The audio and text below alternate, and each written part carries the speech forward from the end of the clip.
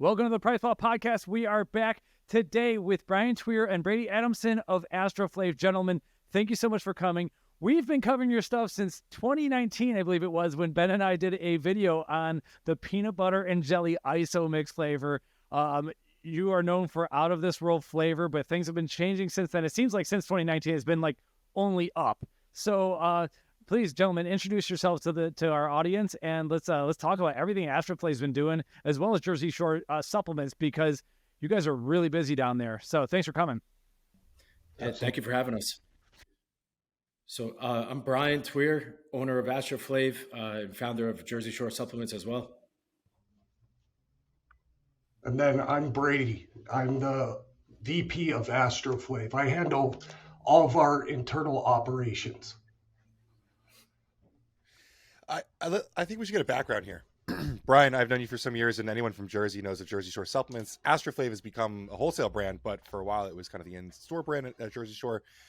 So if we could start over from the beginning, kind of get a background on how we got to this point, I'd love to hear more from you guys. Yeah, absolutely, Ben.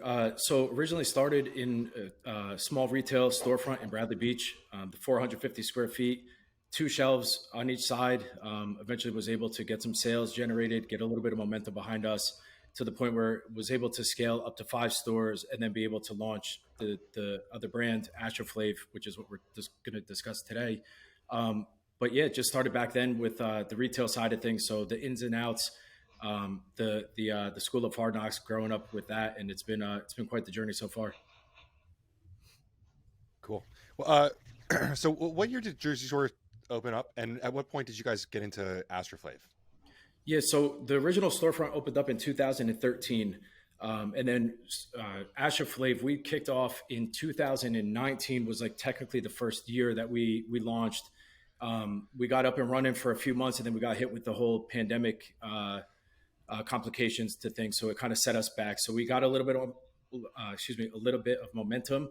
And then right away, after a few months, we got shut down and had to deal with all that. So it's been a little bit of a juggling act.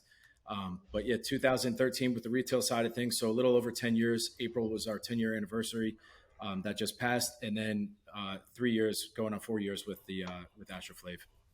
Awesome. So what I've heard from Ben, at least, is like, if you wanted to get a brand in Jersey Shore, you had to go through Brian Tweer. Like, you were like the man to impress there. Is that the truth, or how's that work? And then I'd also, you're obviously, for those watching on video, you're a very fit individual. Did you play sports, or how did you get into this whole industry at large? Yeah, so how I got into sports supplements in the first place was I worked for a supplement store in North Jersey while in college, and I was playing football up at Montclair State, having a good time up there, and then part-time working for a supplement store. So I learned the ins and outs of that business and the business model, and then essentially took bits and pieces of what I was able to pick up on, and then open up down in Monmouth County. Had an opportunity to start with the low overhead. Again, the original store that we still have to this day, which is behind me, on the street behind me, was 450 square feet, super small. So there wasn't a huge, crazy investment that had to go into it. The biggest investment was the inventory side of things, where we had to come up with the product. But I was able to, again, take what I learned, be able to implement that on that side of things. And it's funny that you're saying how everybody, or how people had to go through us, where it was definitely not the case by any means when we first started. We were the small guy. We just started, I didn't even have money for an awning. There was just window letterings on the front of the store. So it just was, it was a very humbling experience, and a lot of doubtful moments where I didn't think it was even worth it, to continue running the store and keep it going. But again, we were able to build a little bit of momentum. And I think where that momentum came from, and where the shift really happened, was I think that as customers were coming in one by one, one customer turns to two, the way that we were able to get to that point was just being genuine to each interaction and each customer that was coming in. And I think it's very hard. I know this for a fact, that you can't fake it, right? You go into stores and either somebody is genuinely nice to you and cares about you, or they're not. And the pureness of their heart comes out. And I think the fact that I was being so genuine and truly trying to help each individual coming in, which was what enabled us to gain momentum. And you even hear me talking now to this day. It's just something that I'm so accustomed to doing. And now I really hang my hat on it. Is you'll always hear me saying us, when in those first, year or two, there was nobody. I didn't have anybody. It was me working. The only person that I had that would help was actually somebody that worked part-time at the gym next door. that I figured, oh, he knows everybody. He must be able to, he'll be all right, to kind of run the cash register. Not that he's going to be able to necessarily help customers as they come in, but I figured it was enough to give me a couple hours, alleviate me from here, time to time here and there. But yeah, it was quite the experience. So it's funny to hear you say that people had to come through us, because it was definitely not always the case by any means. And still to this day, it's we're still always trying to get better. So yeah, wholesale's a tough business if you're in sports supplements, and cold calling stores is tough. But I always remember Jersey Shore. I mean, that was the chain in Jersey I wanted to talk to. Up until recently, there really wasn't a lot of other quality stores in Jersey. So I always remember growing up, I was always passing Pro Sport on 37, which you guys ended up taking over. Or was it Pro Source? Yeah, Pro Source, yeah. Which yep. I remember, like, as a guy who had a house in Seaside, like that was the spot. I mean, like everyone knows Jersey Shore fit guys, like I think that's kind of passed a little bit, but it was a stereotype for a long time. And so being Jersey Shore supplements, I mean, that's like, the top of the top. That's cool as hell. And you say gym next door, like Jersey Shore Fitness isn't like a legendary gym next door. I mean, this is like one of the oldest old school gyms in America, like in an old, firehouse pretty much. Like, yeah, they've been there for, I want to say like 30 plus years. And I think I was mentioning this to you previously a while back, was Jersey Shore. Our company actually started off Jersey Strong Supplements. So there was a local gym that actually sent us a cease and desist maybe 6 months into the business being in existence. I just did my first run of t-shirts. This was my first advertisement. Luckily, I did put the awning up. I put the awning up too at this point. We're like 6 or 7 months into it. Finally, starting to reinvest, getting a couple people coming in, trying to do the best that I can to build momentum. And here I am, I open a certified letter, and it's a cease and desist from a local gym that was giving us trouble for using the phrase Jersey Strong, as if nobody in New Jersey ever used it, especially after Hurricane Sandy came through. Everybody was using it, but they sent me the letter. So I actually went to the gym next door and just wanted to make sure, okay, let me ask them before I use Jersey Shore Supplements that it's not going to bother them, because they're Jersey Shore Fitness Shop. So I went over there, and that's how the name actually came about. But luckily, it wasn't too big of a change. We still kept the JSS. But that original shirt run was out the window pretty quick. As soon as I did it, it was money wasted. But it's just cool as a local Jersey guy. Like, to me, like the place that you're in it's legendary Jersey Shore. I mean, you're right outside Asbury Park. Like, if anyone's ever watched The Sopranos, they've seen like the streets that you guys drive on to work. Even like you said, the Pro Source, when I was growing up, same thing that was always a company that we would order from time to time online, because we knew it was New Jersey to New Jersey. It was fast turnaround times, very aggressive on their pricing. So when we came to that point where we were able to take a look at it for acquisition, it was something that was like kind of surreal to me, where I don't even think that it necessarily hit me until I was in that store and we completely gutted it. And looking back at it, and I had customers coming in and be like, yeah, the place looks completely different, this and that, to where like it took me a few weeks afterwards to really where it started to sink in, where I was like, yeah, I was a kid driving by this store, always talking about it. The guys that I went to college with, played football with, they were always ordering from there. So it's pretty surreal now that we had the opportunity to purchase that store and to make it ours. It was pretty cool. Cool. So you got Jersey Shore Supplements. It's a Shore thing. I mean, everyone knows the motto around here, but you want to open up your own brand.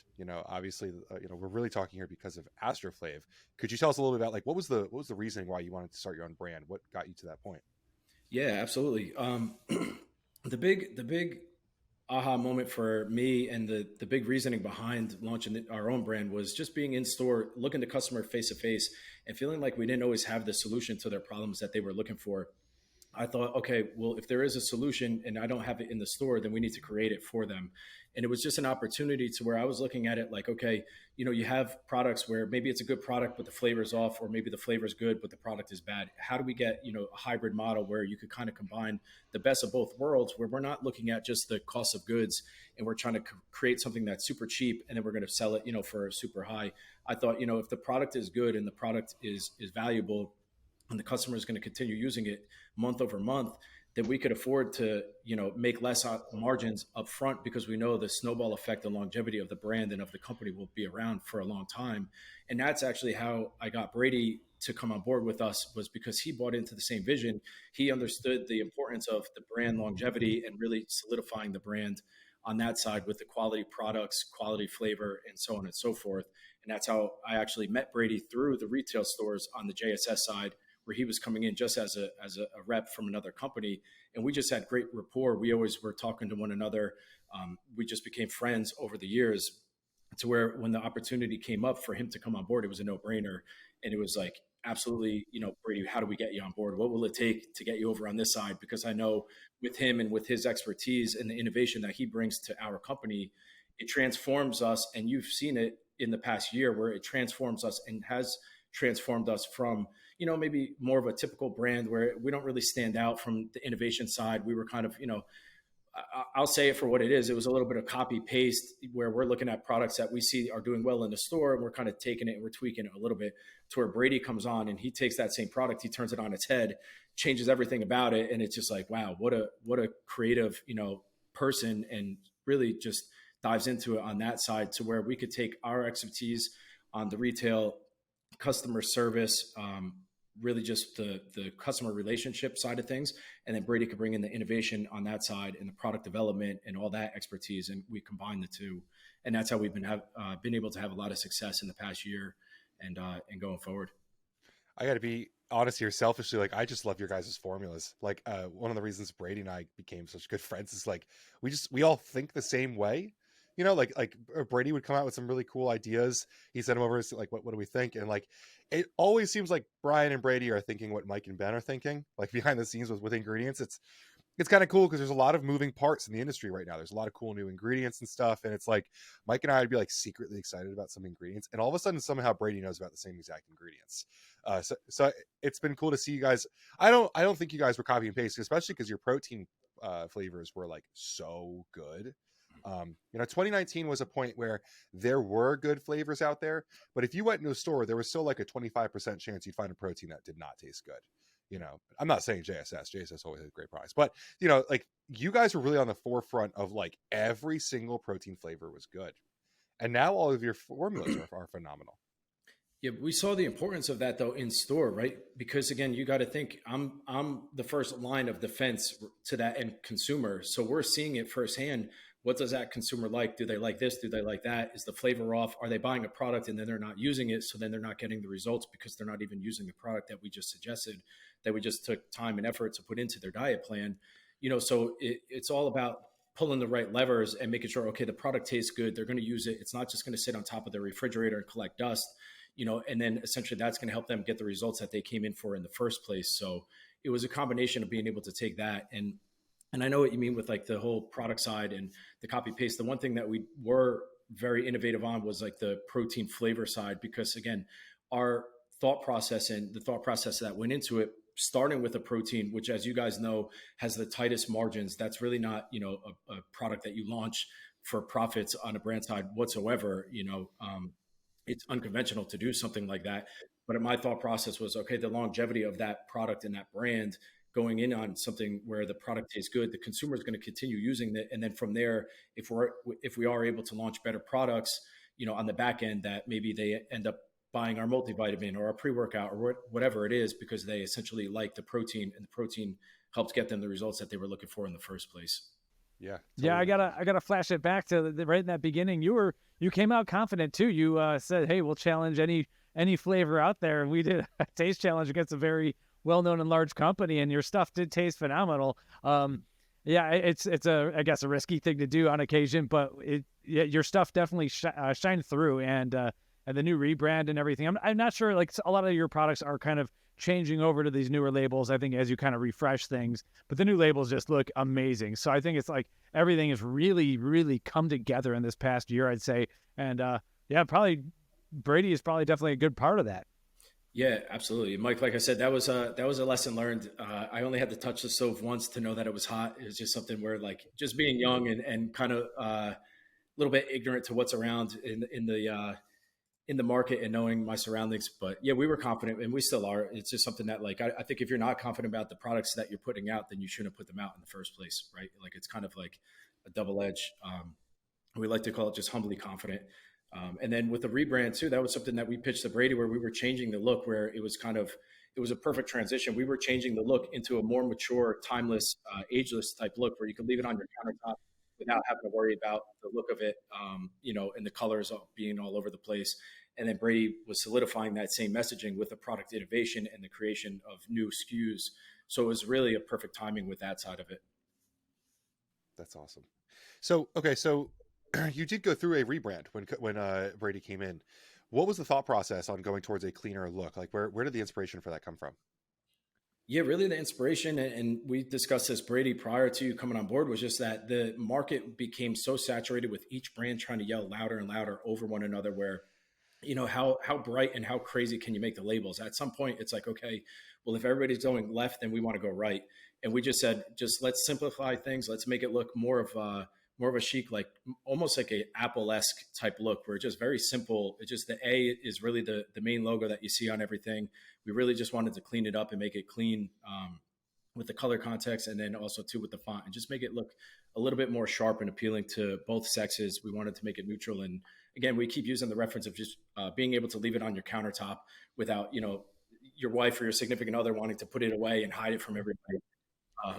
But yeah, that was really the thought process behind it. And then also too, just growing as individuals, and letting the brand shine through of who we are as individuals on this side of things too, and being confident to stand behind the brand that represents us on a personal level.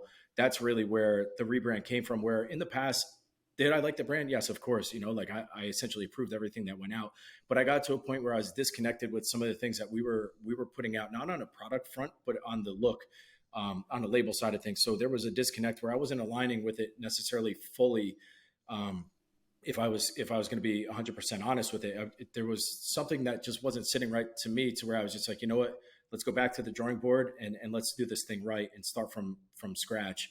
And we kind of ripped up, the old look, and we're about, I don't know, Brady, what would you say, about 80%, probably 90% through. Yeah, there's only a couple products in the old look, and then everything new we're coming out with is obviously in the new look. So it's like our aminos and greens and collagen, and we have those scheduled to switch over probably within the next 6 to 8 months. Yeah, it looks completely professional. And I totally get the countertop thing. When I started PricePlow, didn't have the wife and kids and everything, and so like, and Brian, I think you have young daughters too or whatever. But it's like with a daughter, I'm not always going to be wanting to have tubs out like Demon of the Fall kind of like tub that's just sitting on the countertop. Where at AstroFlav, it looks professional. Like this is something that I could hand to my mom, I could hand to my wife, I could hand to Ben, and like, it just looks good. And even someone who is really into supplements can look at the label and see that Brady's putting at least like one really cool thing in each one. We'll talk about the magnesium supplement or like Nucleoprime in the pre-workout. So it's not like, Right. a lot of brands clean up and then they weaken the formulas. And that's not really, you got one scoop only is pretty aggressive, So Right. that's why we're here. Like I've really, really enjoyed following your stuff, because these products are something, they're noble. They're something to be proud of. And yeah, like I'm not against a Demon pre-workout once in a while, but the countertop example is like dead accurate.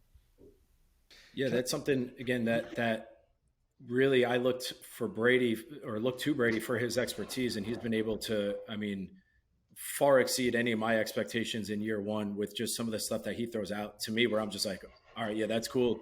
To the point where now it's like, Brady, just do it. Like just do it and let me know. And again, that comes from trust and rapport from the relationship that Brady and I formed in the retail side of things, where we had good rapport with one another, where he was suggesting products from other brands when he was representing another brand.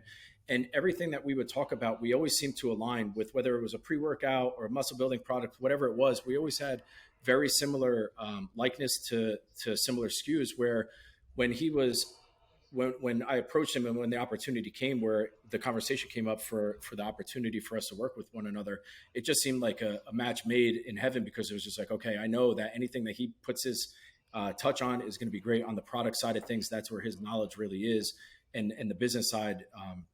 And then being able for us to implement the hospitality, and I know, yes, it's retail, it's service, it's this, it's that. Like we almost call it a hospitality business, which is what we try to provide to our customers on the retail side of things, where I was saying, okay, if we could apply that with his product knowledge and everything that he has lined up, it's kind of like then it's just a matter of time and market and get the products out. Let's see what it does. and we've been fortunate and happy so far with how things have been just landing, and the feedback that we've been getting from the consumers and the market. And you guys have been a huge support for us. I know Ben and Brady bounce ideas off one another all the time. Brady comes back to me, he's like, yeah, I was just talking about Ben with this ingredient, that ingredient. So it's been cool. It's been really, really fun and enjoying. Yeah, thank you. It's funny. One of my earliest memories of working with Brady, I was at a different brand, and at the Arnold, he just said to me like, "Yeah, I bought a couple. I think your the new product I'd come out with at the time." And like on the brand side, not a lot of brands at that point were like willing to talk to each other or like buy each other's products. And like, I think you guys come with a really cool side of it because you come from retail. Like, you don't mind mixing and matching brands. Like, you're okay with talking about the fact that AstroFlav is on the shelf next to anything else, which has been really refreshing. That collaborative style is really very fun for this industry, and I think it's important because we're all trying to improve ourselves. We're all trying to help improve customers' lives. So it's been a lot of fun getting to talk with Brady about this stuff because he's actually presented some stuff that I had no clue about at some points, which is always awesome because there's always new innovation happening. So basically what I wanted to bring up is kind of like formulation philosophies with AstroFlav. Like, how, when you start with a product, like, what are you guys looking at? What are you looking to do? What has driven this main rebrand and reformulation? I think, it goes back to what Brian kind of talked about. Before I came on board, the brand had good aspects, like they paid attention to flavor. And then some of the formulations of like aminos or the pre-workouts, they were a mashup of several products that were working in the store, and then a little bit of consulting with the co-manufacturer. What I wanted to do was look at product categories and bring innovation on the product that nobody's done. So angles that people haven't brought to market yet, or multi-layered approaches to that product category. So the product's life cycle can potentially be longer and stand on your kitchen countertop, or be given to your mom, be given to your kids. We have a goal of eventually evolving to have options of, like, let's say, our protein isomix in all natural flavors where, somebody's whole family can use that every day if they're health conscious about like artificial sweeteners. So everything we've been doing is about customer retention and customer feedback. We take our products and make sure that there's added value in every one of them before we'll launch it with innovation. The one that makes me think about it is nucleoprime in one scoop only, right? Like, you're talking about a pre-workout, and in general, where AstroFlav came from with pre-workouts was kind of higher stim, right? Giving like an experience for consumers. But now you're offering something that is not a stimulatory ingredient. It's an expensive ingredient. I know that to get Prime into one scoop only, like, that was a conscious decision probably on everyone's part, that like we're willing to put this margin towards that. But it's definitely improving consumers' lives and experiences in other ways than just stimming them out for a workout, which is really cool. Yeah. And if you look even at some of the new products I've sent you guys that aren't to market, or even the ones we have, that's true in everything. I'm trying to take like more health and wellness type ingredients and backdoor them into the product category. That way there's that added value and there's innovation for the customer. There's a reason for them to keep on coming back because it's unique, or it stacks well with other products.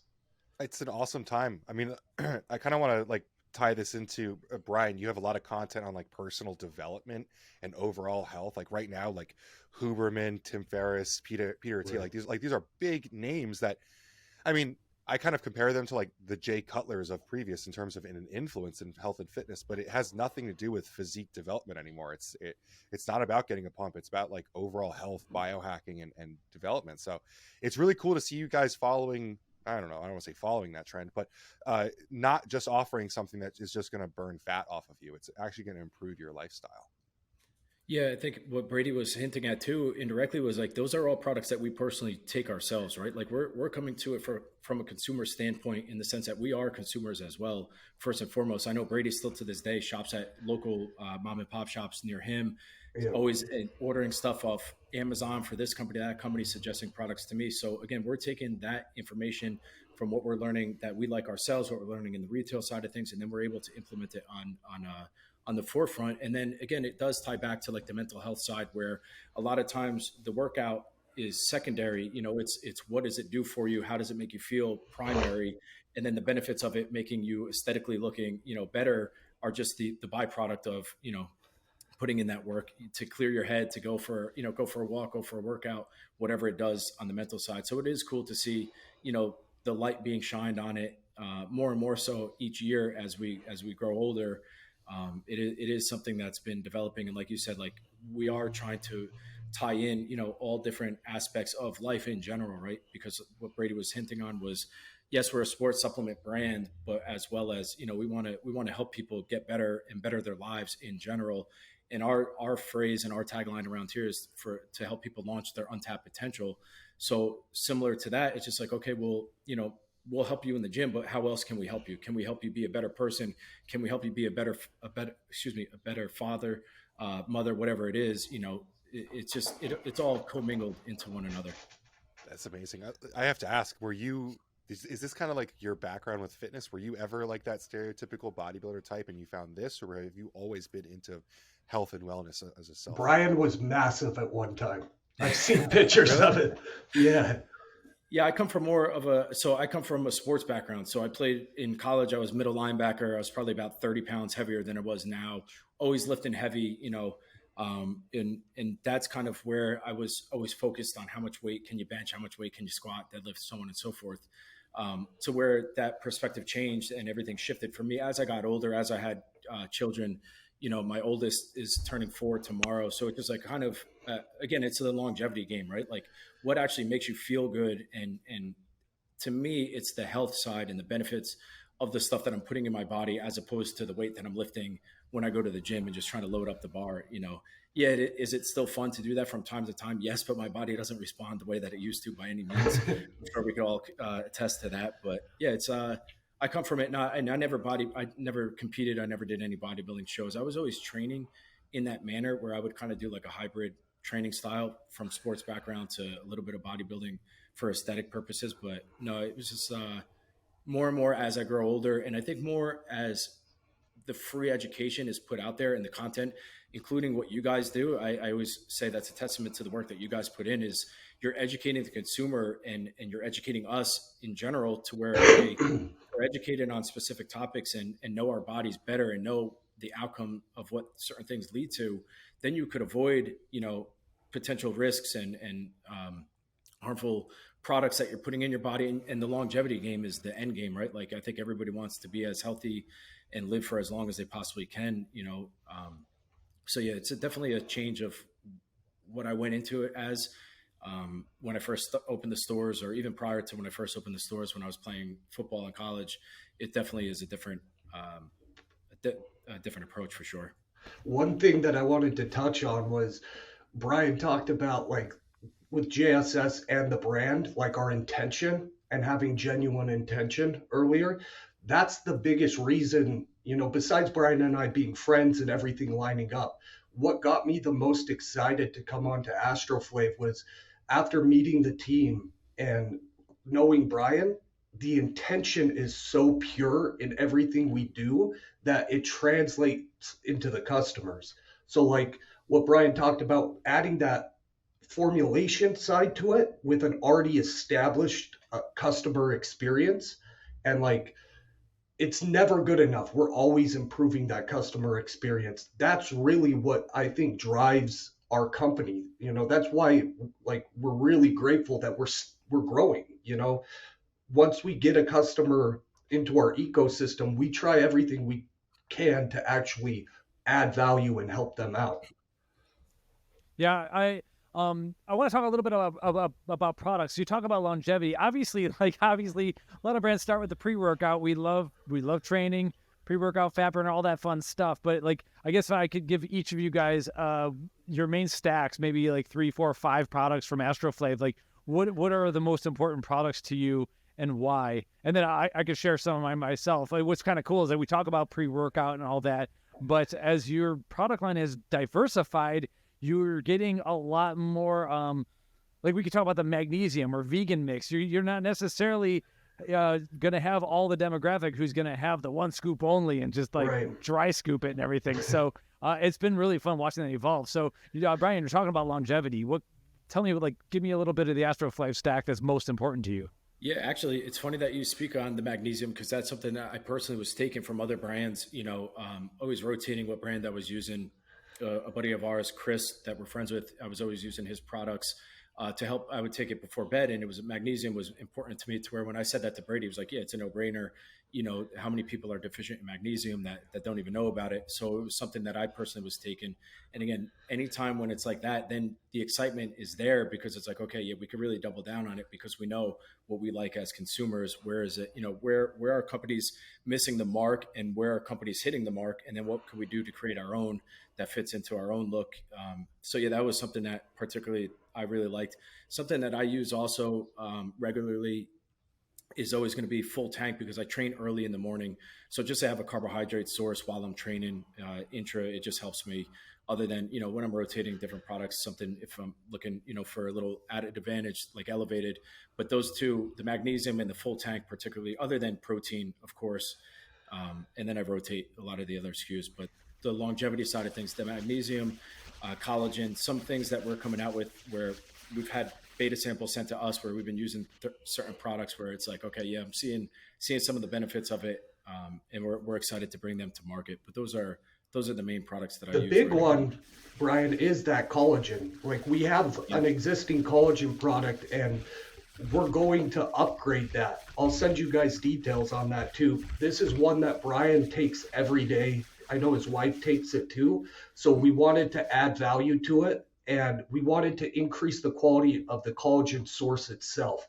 Like, you guys know, and a lot of the viewers probably experience this too, quality matters. So like, just because something's hydrolyzed collagen peptide 1 and 3, there can be drastically different grades of the powder itself. So we went for a premier, really high quality collagen, and then we added another ingredient that's, does have a lot of data on it for like longevity as well. So when it comes to collagen, what's the brand's message in terms of getting that out there? Because like, there are a ton of collagens out there. You already have one. You're about to spend more money, it sounds like, on a better collagen. So what's the education outside of course, we want to cover it on PricePlow. How does AstroFlav get that message out there? Brady, did you want to go? Yeah. We're always evolving. So if you look at our content right now, we're starting to double down on everybody we have in the building too. So we're going to leverage each employee's experience and help them contribute to the cause and talk about the product. So you see Brian talking about lifestyle. We just launched a video of me talking about magnesium, and that will continue. So we'll do more of educational based information, as well as, we do digital marketing. We're going to start building out our YouTube channel.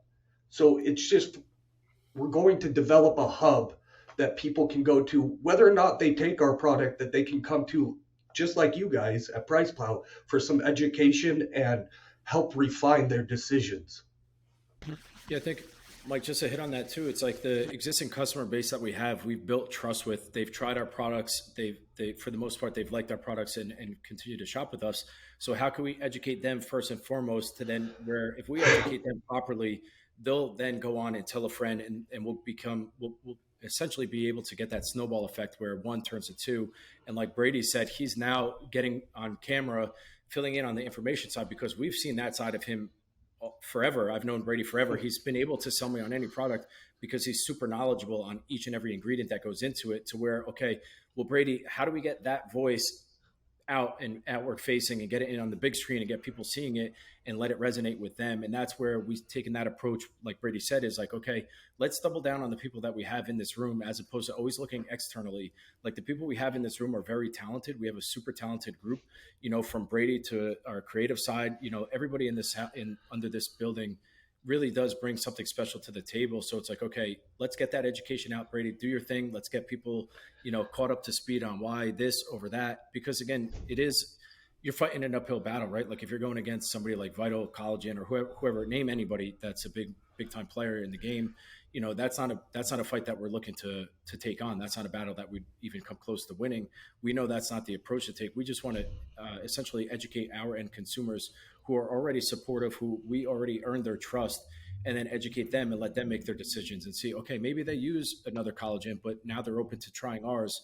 And when they end up taking ours and they see the results that they get and they feel the results, then maybe it's a lifetime, a long-term switch that they end up making.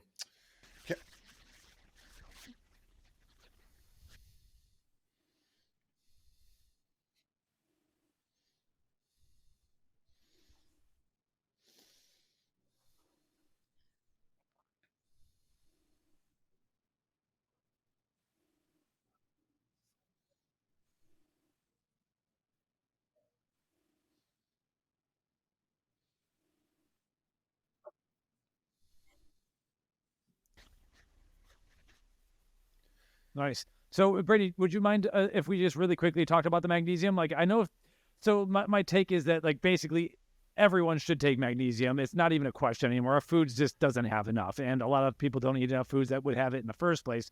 So it doesn't sound sexy, but your magnesium is definitely different. That's what I like. And we kind of like got together. How do we, and we helped each other out on how do you deliver this message, because you don't have a standard magnesium product here. So would you mind just jumping into it real quickly and you give us your AstroFlav magnesium pitch? Yeah, it's a premium 3-source blend. It's comprised of Albion's Trax magnesium bisglycinate chelate, which is bound to an amino that's really easily absorbed into the body. Then it's got sucrosomal magnesium, which it's encased in lipids and then carbohydrates for your body to absorb as well. And then we use magnesium L-threonate, which is an amino-bound version of magnesium too, which does cross the blood-brain barrier. So it actually can absorb into the brain tissue and help with like mood relaxation from that standpoint. So these are what we found as the best sources to get the desired outcome for taking a product like this. And then we've added estrogen to help with absorption even further, and then additionally just help with your gut health. Yeah, I think it's an incredible product. So what's pretty cool is that there's a box in there that also, it's tough to label the magnesium because you have magnesium bisglycinate is about 10% magnesium yield actually. Right. So if you have one capsule worth of it, let's just say 500 milligrams of the actual powder, you're only getting 50 milligrams of actual magnesium, which is only like 12.5% of the daily value. So like right. You have 3 different magnesiums that add up to whatever amount of powder. How do you explain the yield? And so kind of stealing from like what we've seen in the protein powders where we have this much isolate eating this much protein and so on and so forth. You have a nice box that explains here's how much actual magnesium you're getting from these different ingredients. It's not like, not rocket science or anything, but I think it's really helpful. So that part of the product is one of my favorite things too, because I kind of go crazy trying to like figure out how much magnesium I'm taking in. The powders generally don't taste good either. I've tried to mix them with different electrolyte drinks and stuff before bed, and dude, it's a capsule product for me, and that's just how it's going to be. So you've won me over on the magnesium thing. So I'm pretty excited about that. We'll have an article coming pretty soon talking about the sucrosomal, especially because that's one thing that we haven't covered on PricePlow itself. Right, and one thing to think about too is like magnesium citrate's a great form, but like when I take it and I take it in meaningful doses, it's an immediate trip to the bathroom. So we wanted to make sure this was a product that wasn't like a laxative too. You can take little amounts of magnesium citrate and have no problem, but you couldn't take a full dose. And like that's what calm is in the market, right? And my wife takes magnesium, my mother-in-law takes it, and they all stop or don't consistently use it because they're going to the bathroom every time they take it. So with our product, we really wanted to make sure we gave the best shot for somebody to consistently use it in the forms that we used. Yeah, very smart. Yeah, I sometimes tweet when people ask what kind of magnesium. There's like 3 emojis. Threonate is the brain emoji. Glycinate's the ZZZ sleep emoji, and citrate that gets the poop emoji. So those are the 3. So yeah, and then sucrosomal I don't have anywhere in that tweet, but yeah, pretty exciting. The rest of it for me, AstroFlav, yeah, I agree with the full tank. You have an EAA supplement that's got carbs in there as well. So people who are training fasted and they're feeling carb depleted early in the morning, like Brian said, he mentioned it in the morning, it definitely adds a pump that you're not going to just get with a standard nitric oxide booster kind of supplement. So anyone who's looking for at least like a little bit extra carb support, but a different kind of pump, don't forget about just tossing some carbs in there, even if it's if you do like to train fasted. I think that's the way to go. My other wild card is 2X, which just has basically 2 ingredients. You got the MitoBurn and you have the InnoSlim inside of there, so you could pretty much stack that with anything. Take it before bed, take it in the morning, and that's and that one has a pretty cool Genesis story too. So those are some of my favorites from AstroFlav, as well as the vegan mixed vanilla, which I've always talked about. Yeah. A lot of like Brian's or my favorite products that we use, like we didn't mention our multivitamin. I take that every day. My mother-in-law takes it. My father-in-law takes it. All my cousins take it. And that's something that even like a 16, 17-year-old athlete can take. A lot of people should check that box for micronutrition before they move into the, fun stuff like pre-workouts. They should absolutely be supplementing like their macros if they need it through protein or carbohydrate powder, and then their micronutrition, so their vitamins and minerals. Multivitamins are kind of a hard product for me to formulate, at least because there's so much that can be going on. Where did you start with your multivitamin? Did you start at the additions that you wanted to put in there, or did you start with the micronutrients? So I started based off a rough template of past experience in being involved in some products on the multivitamin side. I wanted to make sure, yes, I started with the right forms of the right vitamins. So like if you look at the formulation, it's really a comprehensive B vitamin complex. And, when you get to the minerals, those are essential. Like magnesium is essential for B vitamins to be utilized in the body. So you have to put a little bit if you're going to dose it within it. But we wanted to make sure all of the ingredients were the right forms at doses that will actually impact your health. And then we were supporting it in addition to cardiovascular health as well. Awesome. I love multivitamins, like at least just specifically getting the basics right, the right forms of vitamins, the right forms of minerals. It doesn't seem like a lot to ask for, honestly, but for a lot of brands, it apparently is a lot to ask for just, bioavailable versions. That's one way just to look if you should be buying from a brand. Look at their multivitamin and see if they took the extra time to make sure they're using the right forms of the B vitamins or chelated minerals. Because if not, you're wasting money at that point. Yeah, we've said for a long time that's a litmus test. I also, like magnesium oxide. I know it's cheap. I know you could fit more per gram of material. Stuff doesn't work. And if anything, it's another poop magnesium, so that's the best it might do is you're just going to excrete it right out. So yeah, the one thing about your multivitamin we should mention is that it has shilajit in it, and it's a 100 milligram dose. It's I think 50% fulvic acid, which is pretty legit. Right. So I've long been a big fan of that ingredient. I think it's kind of cool that you can use this. It's got maybe at higher doses, but those higher doses had smaller amounts of fulvic acid. So I don't want to make claims here, but right. It's been shown to increase testosterone. So I like how you can, but it's not a guy-only ingredient. So I really do like, and there's some performance gains out of fulvic acid as well. So I do like how you can kind of use that supplement. You way earlier mentioned crossing categories a little bit and talking about how you can kind of Trojan horse the shilajit into a multivitamin. A lot of people are going to feel really good on that stuff for sure. And and other category crossovers, like, yeah, adding the carbs, the AAs, MetaBurn PM, you're adding some fat burning support to a sleep aid, or maybe vice versa, or however. So that's something that You had it right the first time. You got it. Did I? Yeah. Doing my best. We keep track of a lot of products. So no, it's definitely been fun following all your stuff. And I think you're, Brady, you're doing incredibly well there. So it's exciting to see. Thank you. Yeah. So back to Brian, Brian, from what I understand, you're kind of more of an introverted type. You is what I understand, but you seem to be getting yourself out there a little bit more on social media. You're here on our podcast, so thanks for joining us. Everything, can you take us through how it is being CEO or founder of two different companies, but having that personality? What do you do to get psyched up day in, day out? Because you got to deal with a lot more people, and probably a lot more people than I do. I could just deal with Ben all day long, and I'm pretty good, but you're physically touching a lot more. So what's your situation? How you doing?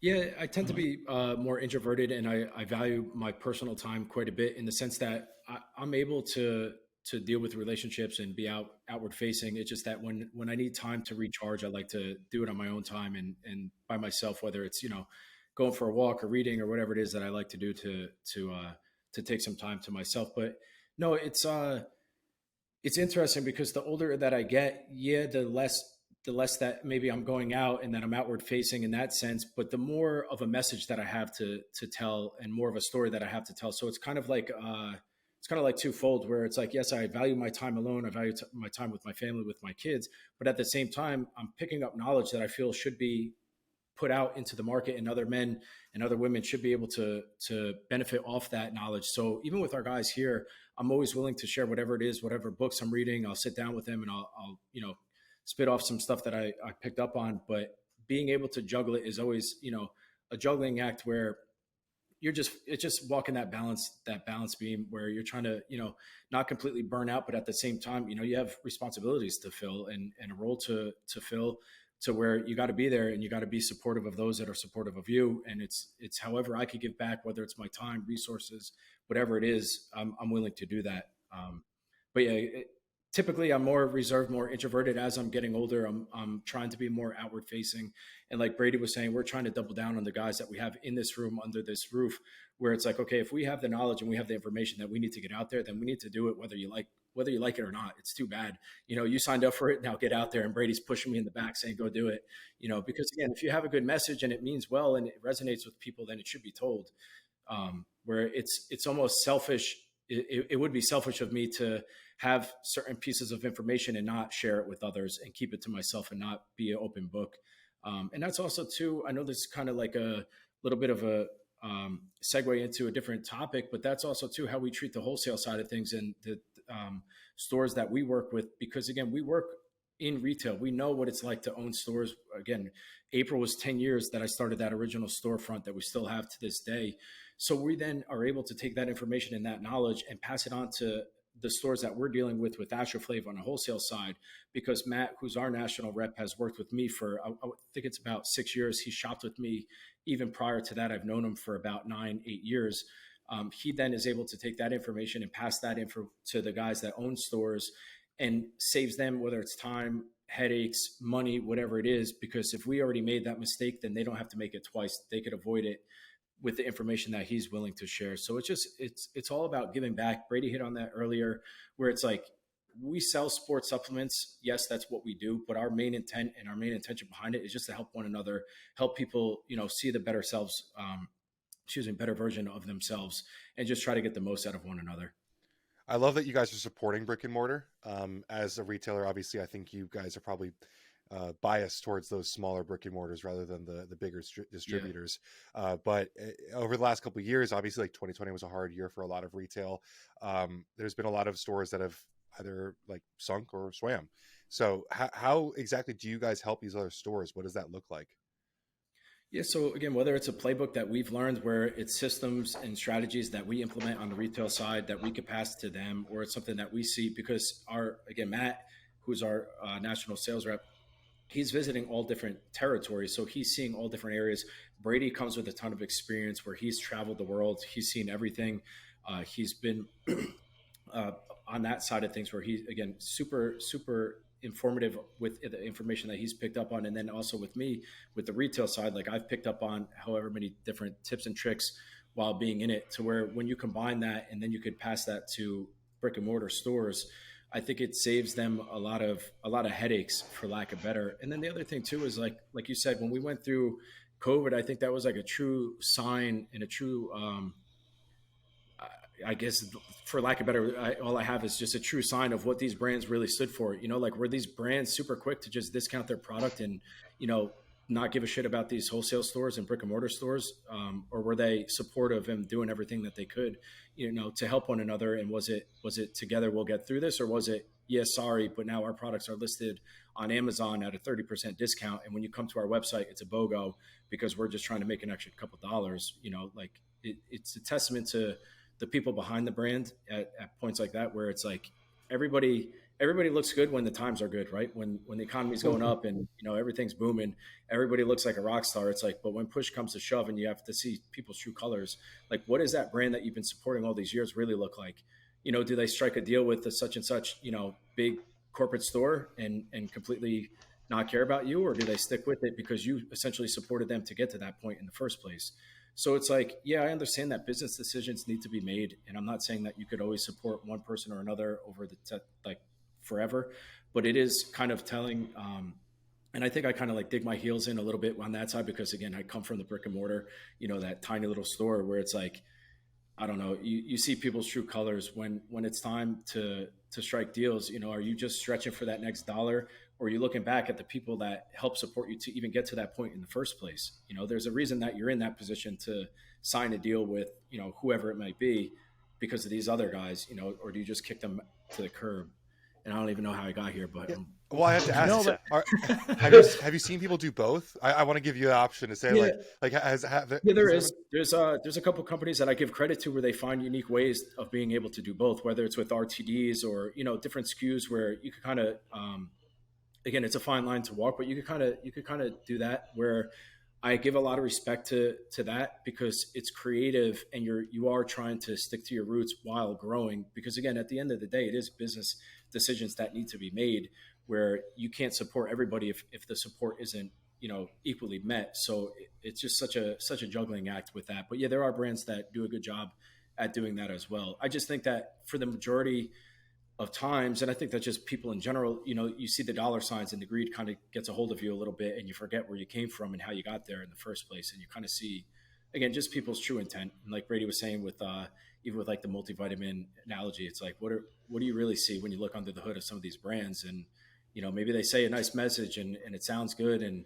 you know, they play their role, it looks the part, but really when you look behind the curtain, it's not all what it's made out to be. I don't think you'll get any people disagreeing with you here. We've definitely seen a lot of rug pulls in this industry when it comes to brick and mortar and then going for larger markets. Definitely can agree with you there. But it's been kind of cool to see you guys go from being a local retail brand to being a national brand that helps out other retailers and supports those people, because we're connected on both sides of it, right? We see both, but we get an immense amount of pleasure out of working with local small chains, or maybe even big chains, but with people who are built from the ground up, right? That grassroots effort, I think, is important to get a hold of in sports nutrition. So are you kind of saying that, and I don't want to, I'm going to put you on the spot. Are you saying that if I'm small time Oklahoma store, you know, brick and mortar, running a store here, if I bring in AstroFlav, you're not going to be selling out to the massive GNC down the way in the bigger city? You're like, or is that kind of where we're going with this conversation? That, and then you're not going to be rocking BOGOs if it hits the fan in 3 months? Indirectly, yes. Like it is. And that's not something that we ever plan on doing. And it's something that, again, we want to lay our heads down at night and sleep with dignity and not have to worry about, you know, those mom and pop shops, if they're the ones that got you there in the first place, like you can't do that. And that's just something that I was brought up on. That's not even like business aside. That's just relationships, period. And I think that's where we've been able to become successful in life and in general, is having those standards and having that, you know, dignity and pride and knowing, okay, this is not how you do business, period. To do stuff like that, where it's like, that's not a direction that we plan on going. We have 2 sales channels at this point, where it's direct to our website, where we hold price integrity, and then wholesale, where we support the retail brick and mortar side. Again, because we see that on our side, we treat customers the same as that we would want to be treated, you know, and we try to do the best that we can to please everybody, which again, it's an impossible task to conquer. But at the same time, I think that we do a good job again of doing that to the best of our abilities.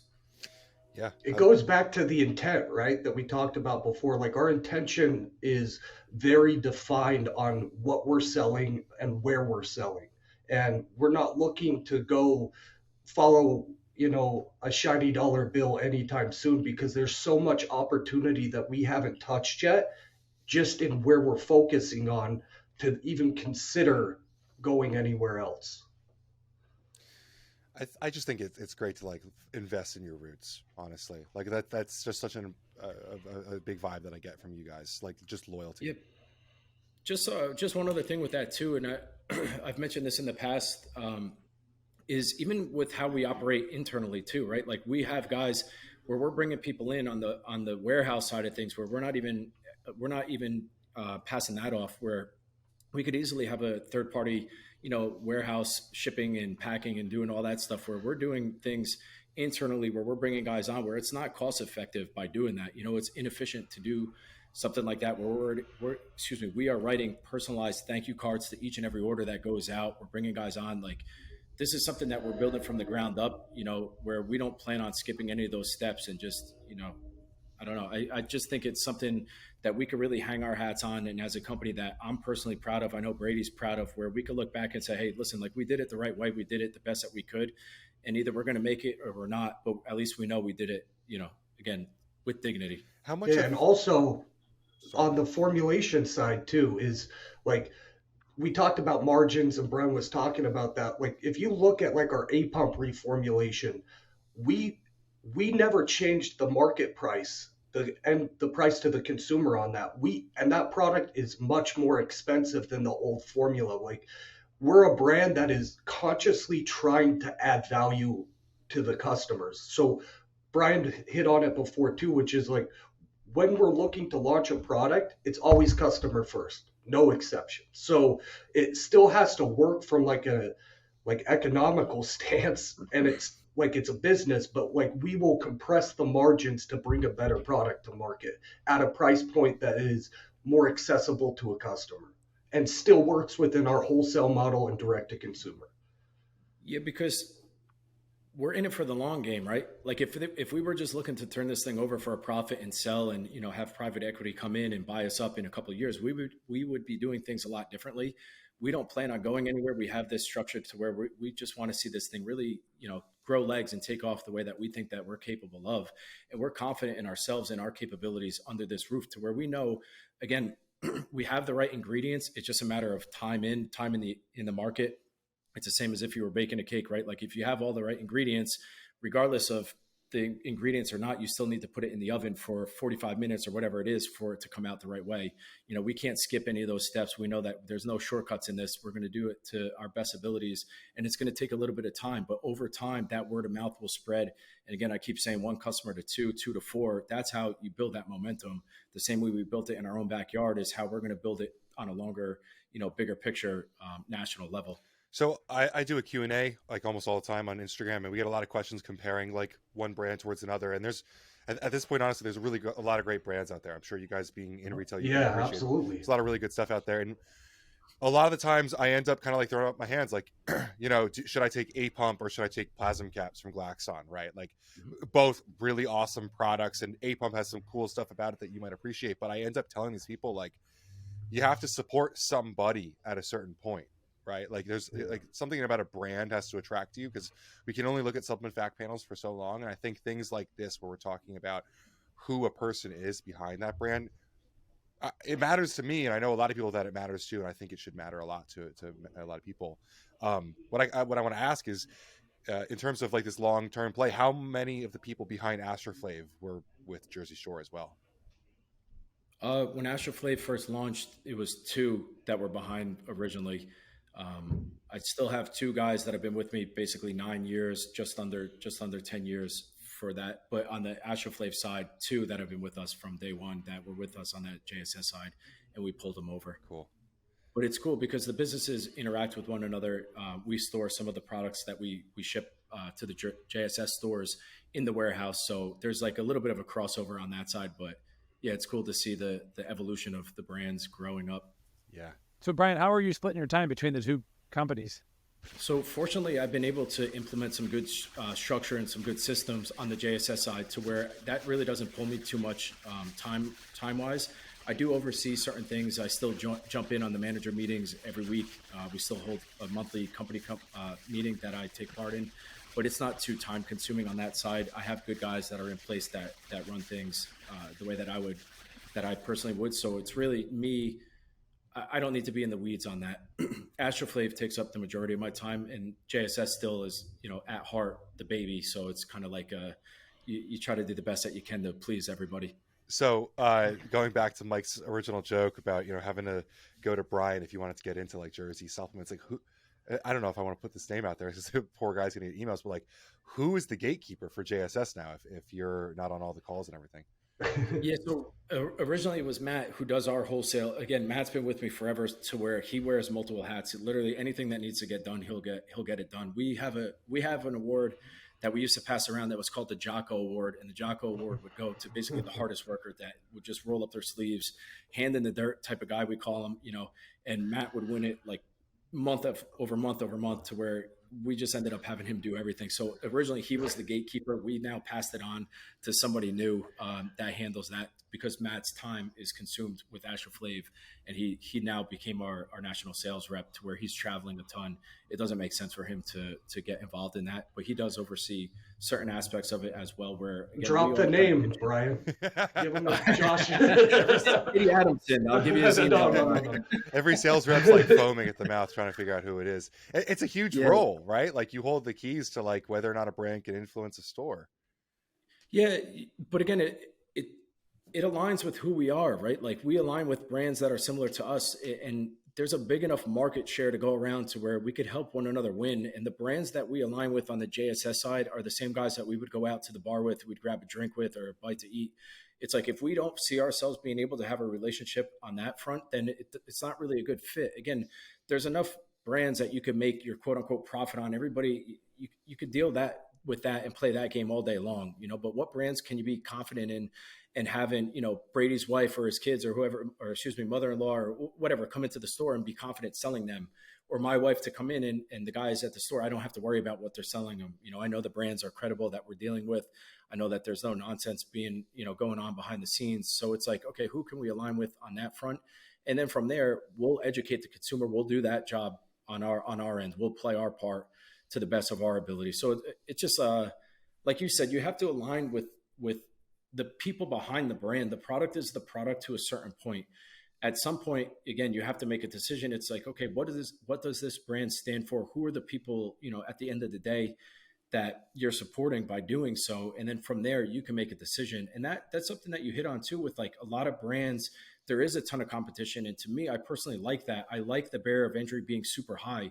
I don't want people just being able to roll out a pre-workout and bring it to market and say, okay, this is the next best thing. Like that, to me, when the market is like that, it's not the time, like for me to even worry. Like, I don't want to take part in that. I think it's just not worth it. It's bullshit. Like I get very frustrated. And a lot of times I would be quiet about it. Now I think I'm being more vocal about it because we do have a message to say, and I don't want consumers to be fooled and to be tricked into buying products like that. So it's like, okay, as long as the barrier of entry is super high and we could be competitive across the board, like then I like that. I like playing that game because I know that we have the products that align with that. I know we have the messaging and the right people.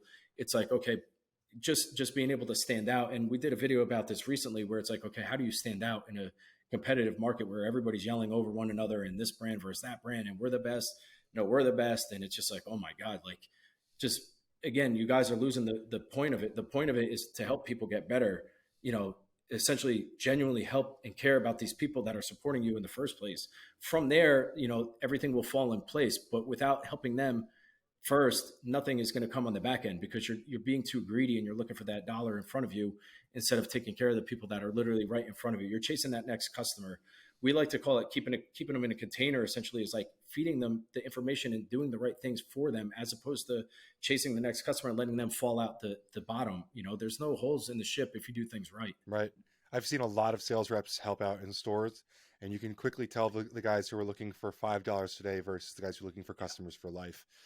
Yeah. And most often those people who are looking for customers for life are showing other brands, are showing combinations of stuff, or might tell the person, they might give them a meal plan and have them come back in a couple weeks for something else. And every time I've ever been in a Jersey Shore supplement store, like it's always been like an absolute pleasure to talk to the people, which is, I'll say retail is a lot better nowadays, but like, a couple of years back, it was tough going into a store thinking you were just going to get a sale put on you. Yeah. And it's always evolving, right? Like even on our end, I'd be lying if I said that we're not getting better and trying to do everything that we can to evolve year after year, where if you looked back 2 years from today, we're not even the same company. And maybe I'm being a little bit hard by saying those words. I don't know if it's that extreme, but we've gotten a lot better to the service that we provide and the people that we have in store, to where, again, we're always trying to get better and better every day, just that little bit, every day in every way, getting better to where we're able to provide the best service possible. And I mentioned it earlier while we were talking, it's a unique situation that we're in, right? Like we're technically a retail store and we have retail storefronts, but we're service providers. And then even on top of that, we're a hospitality business. How do you make people feel when they come in the door? And we even say that with our own guys. It's like, hey, listen, we all come with baggage. We all come with personal problems and responsibilities. But when you walk through that door and that JSS sign is above you, you leave all that excess nonsense at that door. You don't bring it in because you don't know what the next person is dealing with that you're going to essentially help and talk with. And it's not about $1. There's plenty of times where customers come in and all you do is talk with them for, an hour at a time. And they come in every day because the gym is next door or whatever it is. And they just want to talk. They just want to be heard. And that's our job. That's our responsibility. That's what we're here for. Is we want to be the people that you could come to and you could feel comfortable talking to. And we're a set of 2 ears to listen to whatever it is that you're dealing with, and I think I mentioned this at some point, was we're confident enough in our own abilities and we're confident in what we do to be able to take on your insecurities and whatever it is that you're dealing with. And we feel that we're strong enough essentially to take on that extra baggage. And it's fulfilling. That's what we do it for. And Brady's saying it in not so many words, is he's saying it with the product formulation and again, getting the best product to the end consumer. And I'm saying it in the sense that, listen, we just want to be there for people. It's the same messaging. Like we just want to take care of people. We want people to be proud to associate with the brand and to take the products and to be a part of it. Even if they don't take the products, but they're supportive, it's who we are. And it's way bigger than sports supplements. Again, I always say it, it's like we started with sports supplements, but there's a bigger message tied to it. And the bigger message of it is just life. And that's how we coach the guys up. And that's how I talk to the guys here. If you were to come into a meeting, with our whole staff, I tell them, I say, hey, listen, not everybody in this room is going to be with us forever. There's going to be guys that drop off, whether it's 1 month, 6 months, 12 months from now, that just are no longer with us. But I want you guys to be knowledgeable and take what you learned while you're with us and be able to apply that, whether it's with your own business or whether it's with another business. I just want you to be in a better place than where you are today. I want you to get better day in and day out. And it's something that we take a lot of pride in, and it's fun. That's what we enjoy doing.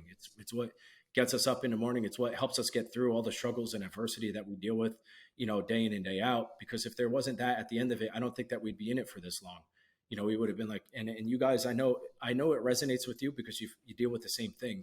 It's different problems, but at the same time, it's still the problems, right? Like it's just wearing a different hat, but at the same time, it's the same issues that you deal with, and you're passionate about what you do, which enables you to fight through the down times and so then you can see the upside of things. Yeah, we definitely, we've had a lot of battles, and I resonate with a lot of what you're talking about.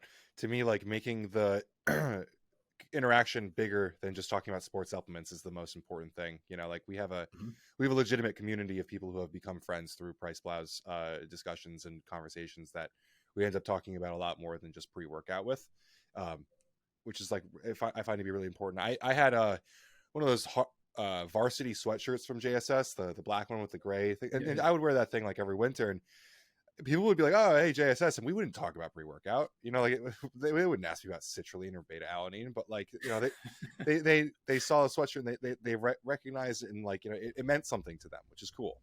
Mm-hmm. And one thing to point out with this too is like, the people are vital. So like, as we're growing right now, and I know you guys just hired someone too, but to the point of JSS and internally in AstroFlav, we're trying to bring on new people in a lot of different capacities. And we're bringing people in solely on their personality, who they are. Maybe even if they don't have the exact skill set. Like we just brought on one of our affiliates to help with our videographer and creative director, who probably really isn't qualified, but he's got a great personality. He's ready to go at all times. He's happy to be here. So like if you look at JSS or you look internally in our staff, it's full of that. Like it's full of good people. And I think that's really important to do what Brian's talking about. If you want a consistent message, the intention has to be right, and you can't do that without good people. Yeah, one of our one of the hiring qualities that we look for is how good are you at making friends, right? And that's something that I learned from somebody that I'm close with, a great friend of mine that I've met through the industry. Is like that's what he told me that, and it resonated with me because I was always so concerned with these guys. You know, when I first opened the storefront, I was always insecure about not having, you know, the biggest, most jacked guys working in the store. And even myself, I came from, you know, playing football, being all jacked up to where I completely changed my diet. I slimmed down a lot to where I was always insecure about that. So it took me a little bit of learning and my friend mentioning that to me and being like, okay, yeah, well, how good are they at making friends? Are they behind the counter eating, you know, chicken and broccoli out of Tupperware and not picking their head up when customers walk in the door? Or are they super, you know, good at greeting customers? And that's how we've been able to grow internally in AstroFlav and on the retail side of things, where again, we hire off of personality traits and how good are you at, you know, getting along with one another. And then all the other stuff you could learn, right? Like there's always a learning process in any job that you take on. Do we want qualified people? Of course. At the same time, do we want qualified people that are just, you know, energy drainers? No, absolutely not. Like if you're an energy drainer, I don't care how qualified you are, you're going to be qualified on the other side of the door. You know, you're not going to be with us very long. I love that. Okay. So we have to kind of transition a little bit because Brian, your content has gotten like super personal development. Like we've gone really far down that road with your stuff. I had a stretch of being like obsessed with Huberman and some of the Jocko podcasts. So I resonate with your internal award with Jocko. But I kind of want to kind of get some more about this out of you because I've found it to be very interesting. Could you give us like what are your like, and this whole topic, like what are your must reads, must listens type things? Yeah, I think first and foremost, if you're into it, the Think and Grow Rich is just like a great starting point where it's just a great personal development book where you could take bits and pieces of that where you don't have to be an entrepreneur. I always say this to our guys is you could be an entrepreneur. You could work inside of a business just as hard as you would if it was your own business. And a lot of times guys find more comfort in being entrepreneurs where they don't necessarily need to take on that extra responsibility. They don't need all that. They could work in the business and find the right role and find the right place. And every business needs people like that. And you can find, you know, a lot of success inside of that. So I think Think and Grow Rich is a great one. There's a couple others that resonated with me, you know. Brian, what was the book? The book, it's a short book called U2 or something like that. You gave me that one. Mike was mentioning. There's a bunch that I'll rotate. And I'm drawing a blank on like specific titles. But that Think and Grow Rich was like a main one that's been around forever. And I'll end up thinking of it as we're having a conversation. I'll think of a couple others that resonated with me.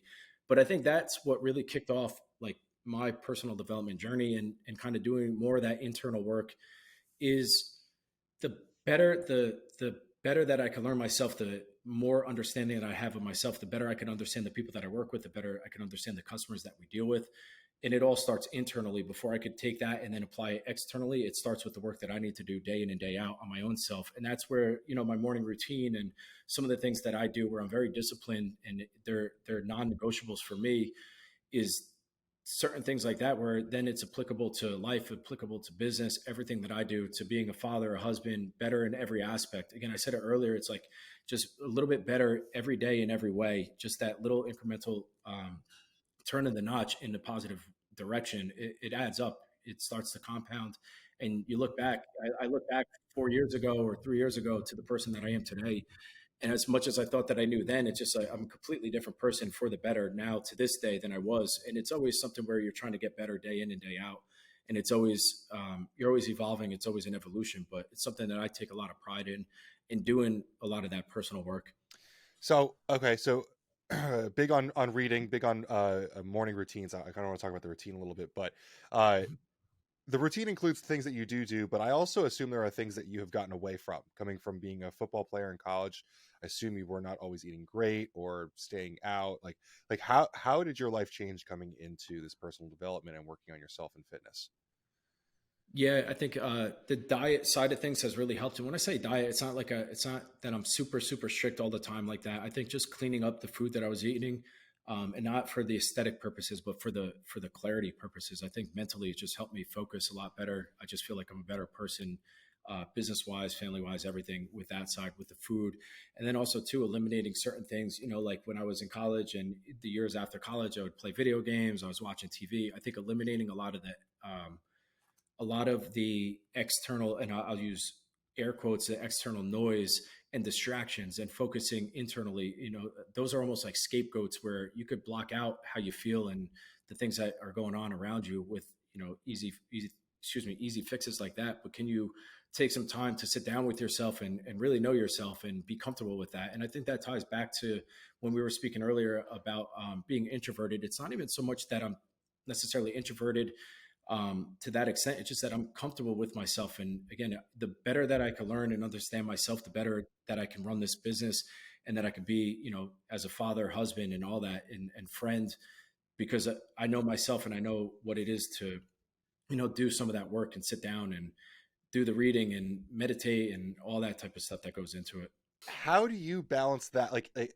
Cutting out TV or video games or maybe even being on your phone in the first thing in the morning, like, you're also a father, you're also a husband. Like how do you still stay in touch with the world while being on this journey?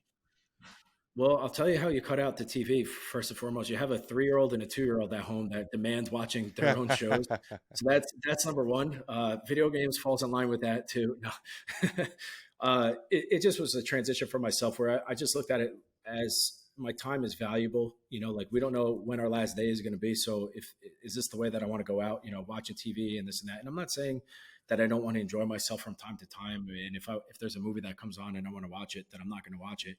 It's just my priorities have shifted. As I'm getting into my mid 30s, I'm 36 now. I know that these years are crucial, and it's critical years to really make a run at this. And Brady's the same way. Brady has 3 young kids at home, a similar age, where it's just like, all right, this is our time. And I don't want to look back with regrets. I don't want to look back and say, I had all this talent, I had all these capabilities, and this is what I did. I don't want to go. Yeah. It's like, what a shame that would be, right? Like to have that opportunity right in front of you, right for the taking. And you look around and you see all these brands that have done it before you. And you really ask yourself, are they more capable than what you are?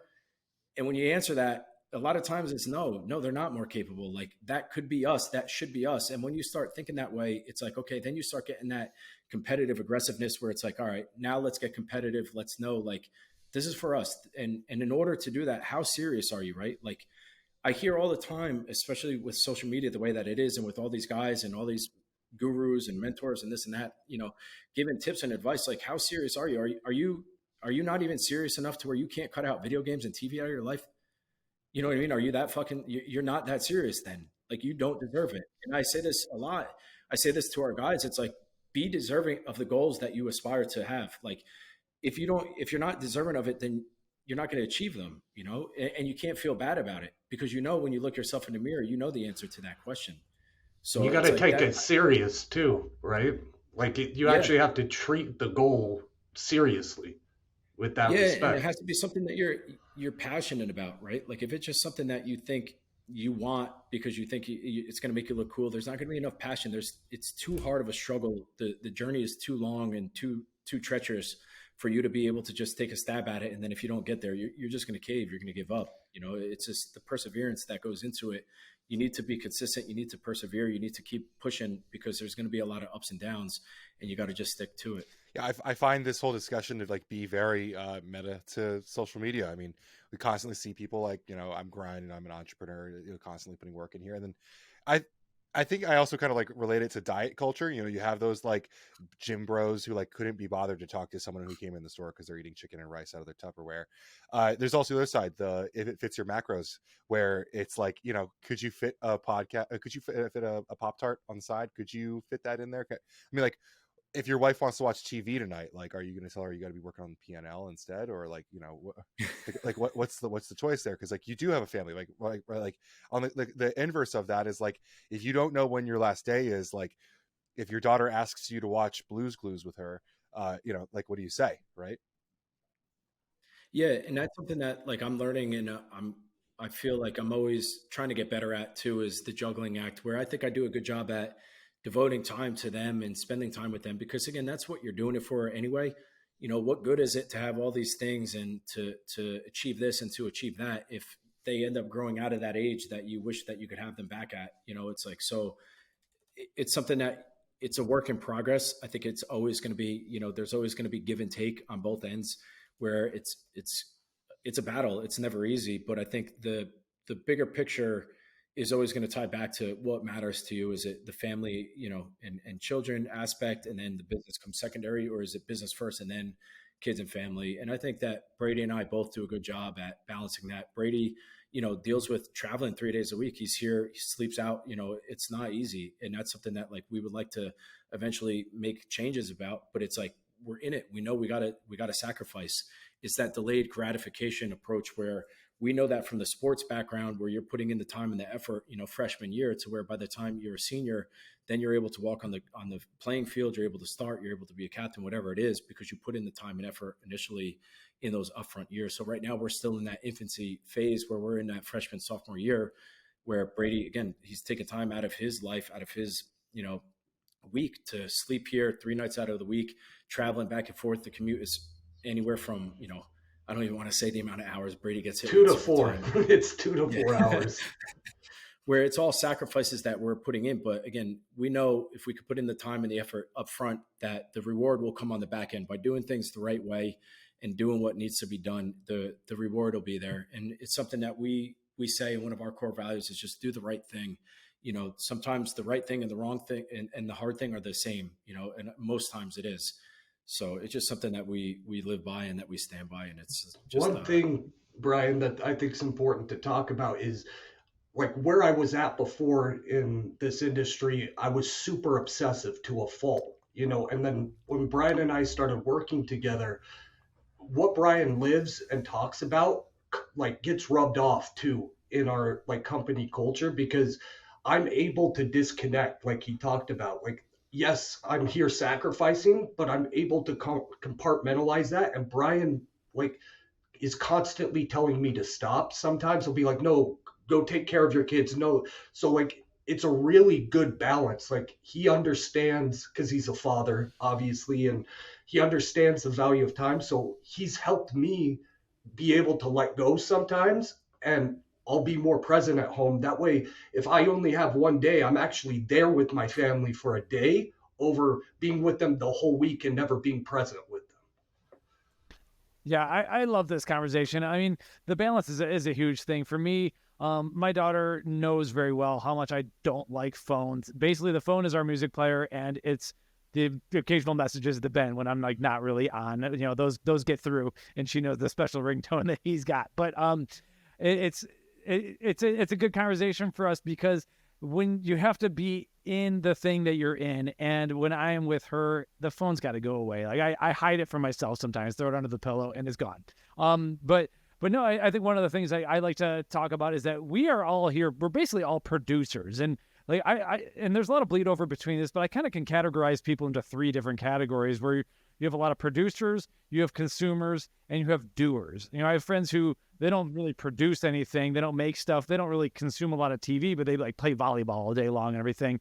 And so like, to me, I'm naturally a producer, and then secondarily, probably like a little bit of a consumer, but very small. But it's like, no one's gravestone ever said like, oh man, this guy was really good at watching TV, or when I was getting PricePlow started, like what TV show was killing it in 2008? Guess what? I didn't watch it. I was busy grinding. And honestly, like looking back, it doesn't matter what that show was. You could eventually catch up to it later. So sometimes you have to get all into it. And I just get a little bit concerned when people become too overly consumptive of things. And like, I know not everyone's going to go and produce like artwork or start a business or whatever, but like go and at least do something, or go, like make something. Like we as men, we are builders, really. A lot of us are builders or we're doers. We either build or we hunt. And I think the consumption habits get completely out of control. And I think that video games kind of blur the lines between actually consuming and doing, to the point where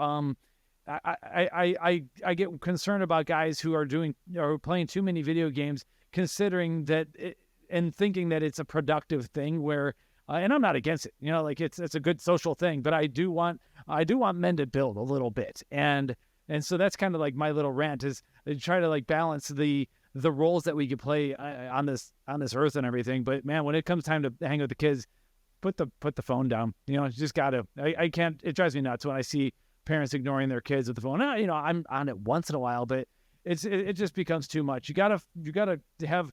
We're just too tethered, and you got to break it up once in a while. So once in a while, you just got to put that thing down. That's all I have. This has been a great conversation. I absolutely love this kind of stuff. Well, Brian, before we sign off, you mentioned your morning routine before. Do you have anything special about that you want to talk about? Just typically I wake up pretty early. I'm up at anywhere from 4 to 5 if I was to sleep in a little bit longer. Typically 4:30 range is like the sweet spot, though. And I'm up early. I'll take a little bit of personal time to myself. I'll do a little bit of red light therapy, and then I'll do some meditation. I'll eat breakfast, and I'll do some personal development work. I'm currently working with like a personal coach, where I listen to like his program in the early mornings. And the reason why I do it early in the morning is because I'm not being pulled. I'm not being reactive and distracted by everything that's pulling me all these different directions, with the kids getting up and, pulling on my leg and all that type of stuff. And I'll do that work then. And it starts my day off in the right place, right? Like I also will write out 10 things that I'm grateful for. And it just puts me in the mindset of just gratitude right off the bat. So right in the first thing I do before anything is I'll write that out, and then I'll start with the morning routine. And I found that kind of gets me in the rhythm of just starting on the right foot.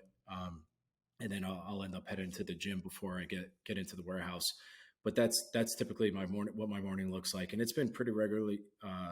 It's been like that for quite some time, with some deviations to it, but nothing too major. I've always been like a morning person. I just find myself to be more productive early in the morning as well. I just think when I read, it resonates better with me. I retain it better, as opposed to at night. I get tired pretty early. I'm in bed probably about 9:30, whatever time the kids are ready for bed. So yeah, that's typically what it looks like. Man, those I'm totally on the same page with you on reading. Like I reading at night is nice because it's relaxing, but I can't retain anything.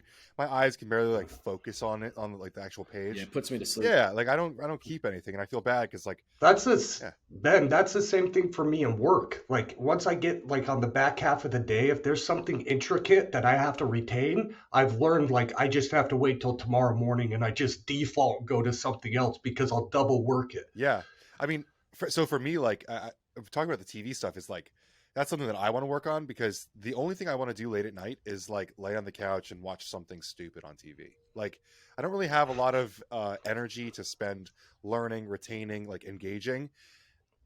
Maybe it's a sign I should go to sleep at that point. Yeah, so much out. All right, so Ben, I'll leave you guys with this. This was circling all the way back to the book question that you had earlier. Is prior to bed, there's a book that I read that I was drawing a blank on the name. It's called Feeling is the Secret. And essentially what that book tells you is prior to dropping off to sleep, what you want to do is you want to essentially think of the feeling that you would have if you were to hit and obtain the goals that you're striving for. So prior to going to bed, essentially you're going to take that feeling and you're going to quote unquote marinate with that subconsciously throughout the time that you're sleeping. So prior to bed each night, when I'm laying down with the kids or my wife, I'll take a few minutes and I'll just think to myself, okay, what would it look like when AstroFlav hits 100 million? What's the warehouse going to look like? What's that feeling? And genuinely feel it, not just think about it, but feel it prior to going off to sleep. And then when you sleep, your subconscious can't fight that feeling. It's going to absorb all that. So again, it's like a super short read. It's like 65 pages, very, very easy read. And it's called Feeling is the Secret. And that's something that I think Neville Goddard is the author. Neville Goddard has a lot of personal development books that I think are very easy.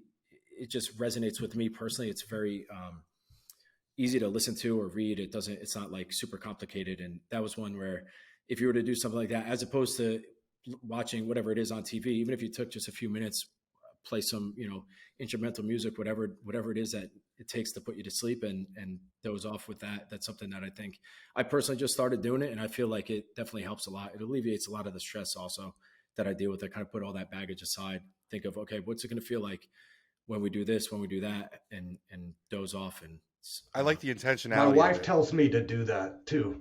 It's funny you're saying that, Brian, because every time my wife, she corrects me and tells me to speak in absolutes, like it's already happening when I talk about our goals together. And it's kind of that same idea. That intentionality is really cool, because otherwise I just sit here and think about like uncertainties, right? Like taxes or business stuff or like whatever. Like, because you're human. Like that's a human trait. That's just how society is. That's what all of us would be doing.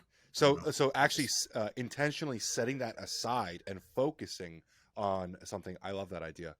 What does PricePlow look like, when you hit X amount or whatever it is, goal wise, personal wise, and you have a couple that you riddle off and prior to sleeping, you'll doze off and waking up knowing you fell asleep feeling a lot better, as opposed to thinking of shit, I got to get this done tomorrow. I got to get that done. And, putting out all these fires, just a different approach. For me, journaling was a big kind of version of that, was like, because instead I'm, your head hits the pillow and you're thinking, okay, in the morning, I got to do this. I got to do that. I got to remember. If I actually write it, it's like a dump for me. Like it's now no longer, it's still my responsibility, but it's taken care of because it's on that paper I'm going to read in the morning. Mm-hmm. Love that. Yep. Awesome. Cool. Well, I think that's true in general, Ben. Writing stuff down. If you want to get it done, whatever it is, write it down. Oh yeah.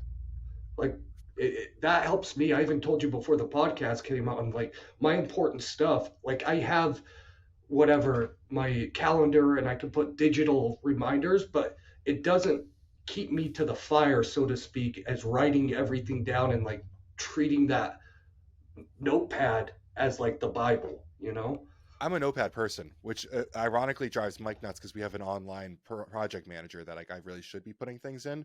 But like, I have a whiteboard in my office and I have a journal. And like, if it's on those things, like there's 100% chance it's getting done right when I say it's going to get done, because it's like tangible. It's in front of me. I can see it. I wrote it with my hands.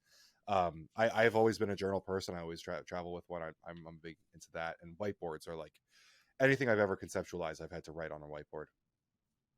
Real quick, and I know we're coming up on time. I just wanted to say something. Mike, you said 2008 was the year that you riddled off before?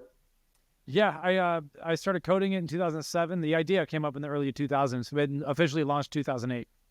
Yeah, so I just wanted to say thank you to both of you for all the work that you do. I mean, 2008 till today, think of the impact that you've made on the industry for the better. And there's a ripple effect, right? Like think of how many guys have popped up where they're trying to, for lack of better, copy similar things that you've already been doing for years, where there's a domino effect in a positive manner. And it's thanks to the hard work and the dedication that you put in from all the way starting back then to today. So it's an honor for us, for Brady and myself, to be able to share a screen with you, jump on a call when we get to see each other in person. It's just super cool to be able to be in the presence of you guys. So we wanted to say thank you on behalf of us at AstroFlav for even giving us the stage and the opportunity to speak to you, because again, sometimes you're so in it that you don't see it. And Ben, I was saying this to you when I saw you, it's just like, thank you for the work that you do, because you guys are so in the weeds that you don't realize, like, sometimes you got to take a step back or you have to hear it from somebody else. So this is my way of just saying thank you to you guys for all the hard work that you've put in. And I know Brady speaks about you guys all the time.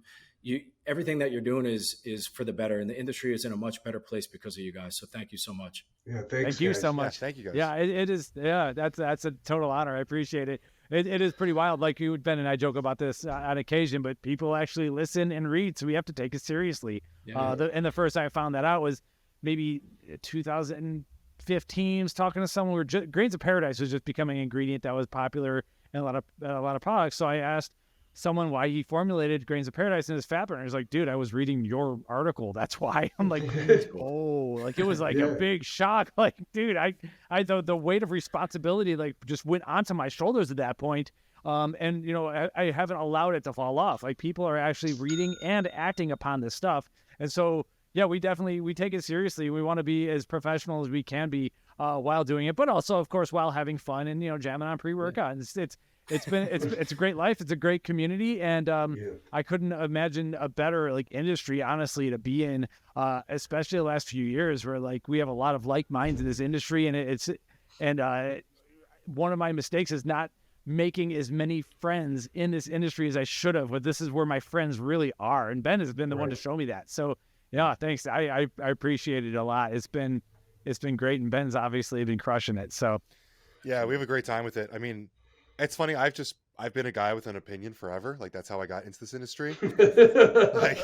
That's what I do. And it's kind of weird some days that there's obviously a lot more intricacy to it, but we're guys with opinions and we are very loud about it. And we try to improve things for everyone because I genuinely feel like some of the things that we've pushed for is what allows AstroFlav to be able to sell premium products.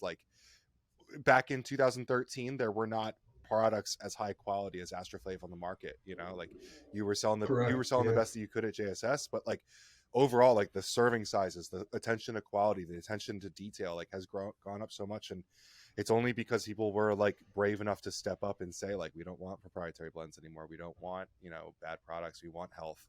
And it's, there's been a bunch of moments where Mike and I have been oh crap, people listen to us. This is this is the reasons that some of the stuff was put in there. And it's definitely a huge honor to be involved, just to be in the same conversation as people like you guys is really an honor. So thank you guys for coming on.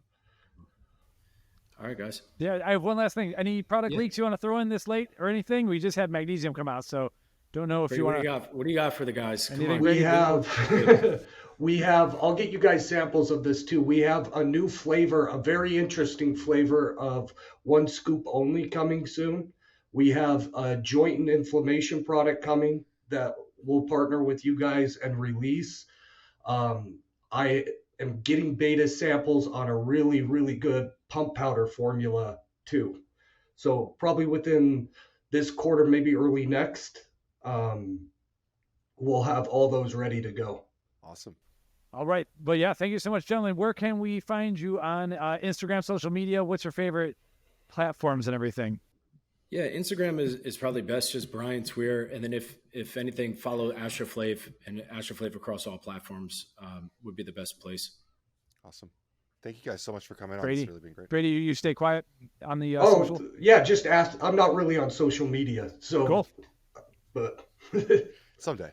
Yeah, awesome. You look for on the AstroFlav side of things for Brady to be out with some of the product information and really explaining why we do certain things the way that we do it. I think that's the next step to our evolution as a company is really to highlight his specialty and his expertise on that side. So I think that'll be really strong for us, and it's just a good look. Something that I'm personally proud of. When I saw his other video, it was something I was like, all right, yeah, this is the right direction, and it's only going to get better. So it's really cool to watch that.